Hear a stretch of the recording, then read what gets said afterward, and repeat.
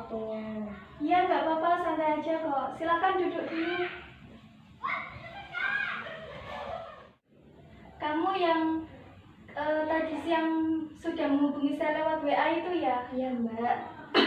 Siapa namanya? Saya lupa. Novi. Oh, Novi. Novi, berarti kamu tinggalnya itu rumahnya deketnya Pak Imron yang ketua RT? Iya. Oh iya, saya tahu daerah situ. Gimana kabarnya Novi malam ini? Alhamdulillah baik. Tadi kesini diantar apa sendirian? Diantar Sama siapa? kakak. Oh, kakak. Berarti kakak tahu ya kalau Novi mengikuti kegiatan konseling bersama saya ini. Iya.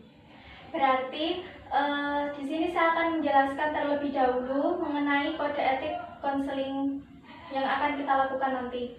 Jadi Novi bisa menceritakan semua masalahnya kepada saya sebagai konselor, dan Novi tidak perlu khawatir atau cemas atau takut kalau seandainya saya membeberkan masalah Novi kepada yang lain, karena di sini dalam konseling terdapat asas kerahasiaan yang nantinya semua informasi dari Novi akan kami jaga dengan baik. Jadi Novi hanya perlu membuka diri, menceritakan ganjalan perasaannya tanpa rasa khawatir, karena kami akan menjaga kerahasiaan itu dengan baik. Begitu ya?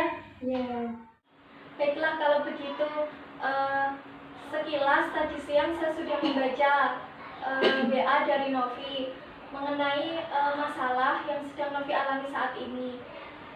Jadi apa benar kalau Novi datang menemui saya untuk meminta bantuan memecahkan masalah yang sedang Novi hadapi saat ini?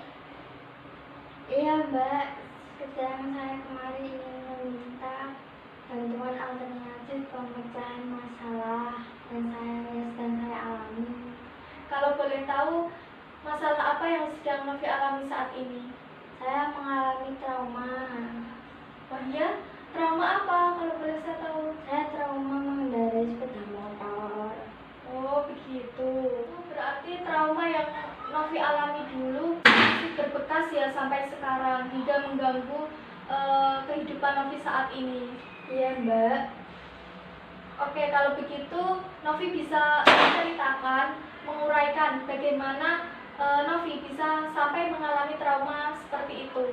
Dulu saat saya masih kelas 7, saya diajari bapak naik sepeda motor agar supaya saya bisa lihai mengendarai sepeda motor waktu saat SMA.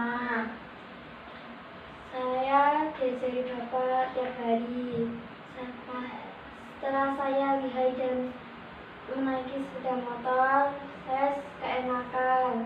Waktu itu saya disuruh bapak pergi membeli pakan ayam di pasar dekat rumah. Setelah saya sampai di lampu lalu lintas, saya melihat polisi sedang berpatroli. Saya takut dan cemas karena saya tidak membawa SIM dan memakai helm. Saya langsung melaju dengan kecepatan tinggi dan saya kehilangan kendali. Oh gitu.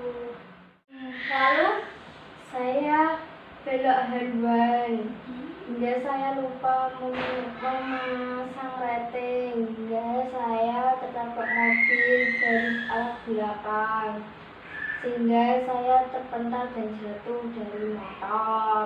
Itu yang membuat saya cemas dan takut untuk naik sepeda motor lagi. Oh, kalau begitu apakah hanya kejadian itu yang membuat kamu mengalami trauma sampai hari ini? Tidak Pak, masih ada satu kejadian lagi yang membuat saya trauma. Bisa kamu ceritakan kembali pengalaman apa lagi yang membuat kamu merasa trauma sampai sekarang saat ini? Setelah saya mengalami kecelakaan itu, saya merasa takut dan cemas untuk mengendarai sepeda motor lagi. Jadi sekarang saya kemana-mana diantar oleh kakak atau ayah. Tapi saat saya berangkat sekolah bersama kakak saya tidak melihat ada jalan yang berlubang. Itu yang menyebabkan saya dan kakak saya jatuh dari atas motor, itu yang membuat saya semakin takut naik sepeda motor lagi. Oh begitu. Jadi Novi mengalami trauma itu karena pernah jatuh ketika membawa motor sendiri dan jatuh ketika bersama kakak kamu. Benar begitu? Iya Mbak. Lalu Novi, dampak negatif apa yang Novi rasakan setelah mengalami kejadian itu, atau dampak negatif apa dari trauma yang disebabkan jatuh ketika mengendarai motor itu? Sangat banyak dampak negatifnya. Saya sering membebani kakak saya untuk berangkat sekolah dan les sore Mbak.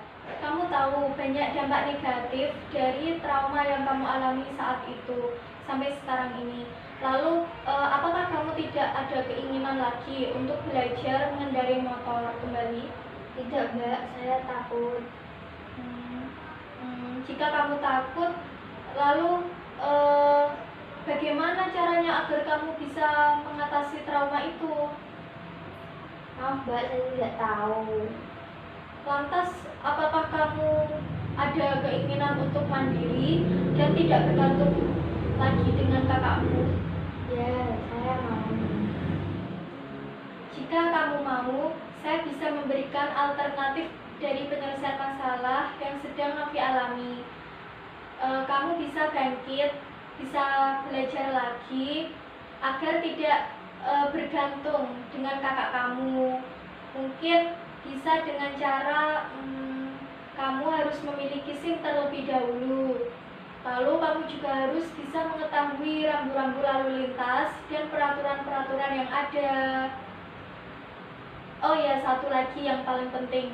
Ketika kamu mengendarai sepeda motor, kamu juga harus memastikan kalau tubuhmu itu benar-benar fit. Jangan sampai kamu merasa lelah atau mengantuk, karena hal itu juga dapat menimbulkan kecelakaan lagi yang mungkin bisa membuatmu merasa trauma kembali. Jika kamu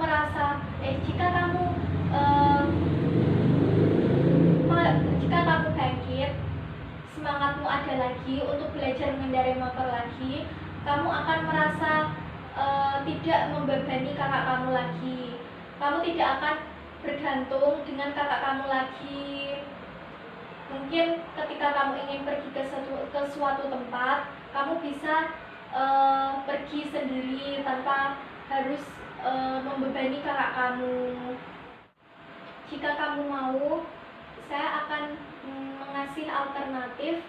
memberi alternatif dari pemecahan masalah yang sedang kamu alami saat ini.